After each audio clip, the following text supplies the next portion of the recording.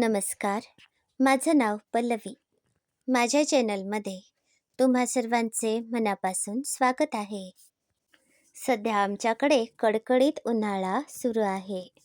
या निमित्ताने मी जास्वंदी फुलांचे रायते ही रेसिपी तुम्हा सर्वांसोबत शेअर करणार आहे. हे रायते चवीला मस्तच लागते. हे रायते तुम्ही भातासोबत सर्व करू शकता. तुम्हाला जर माझ्या सहज सोप्या रेसिपी आवडत असतील तर माझे चॅनल नक्की सबस्क्राईब करा. हे रेसिपी व्हिडिओ तुमच्या सर्व मित्रमंडळींना शेअर करू शकता. आजच्या पदार्थासाठी मी 10 ते 15 जास्वंदी फुले घेतली आहेत. एक मध्यम आकाराचा कांदा बारीक चिरून घेतला आहे. 2 ते 3 हिरव्या मिरच्या अगदी बारीक चिरून घेतल्या आहेत.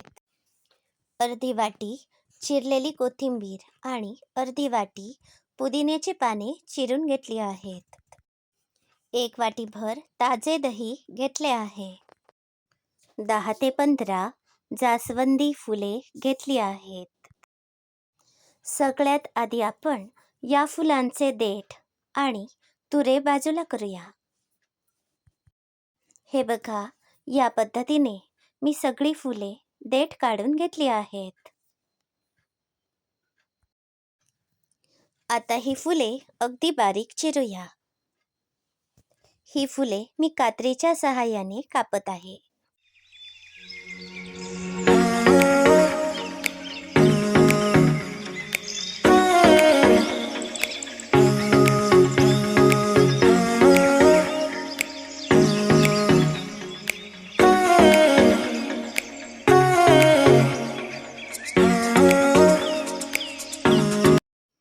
आता सगळी फुले बारीक चिरून घेतली आहेत.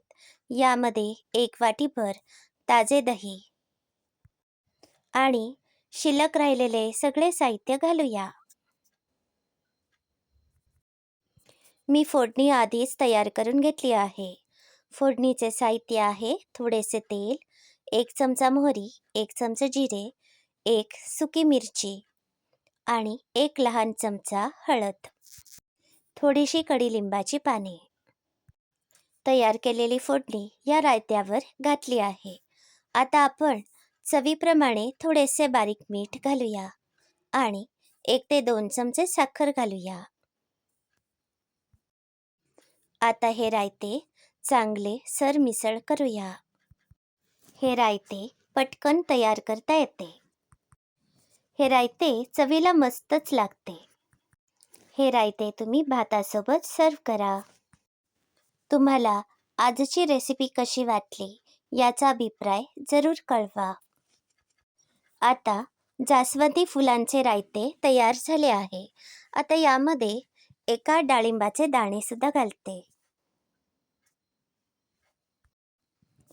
हे डाळिंबाचे दाणे घातल्यामुळे या रायत्याला चव आणखी चांगली येते. हे रायते तुमच्या घरी सुद्धा नक्की करून बघा.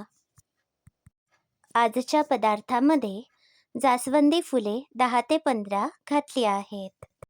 या फुलांचे प्रमाण तुमच्या आवडीप्रमाणे कमी जास्त करू शकता.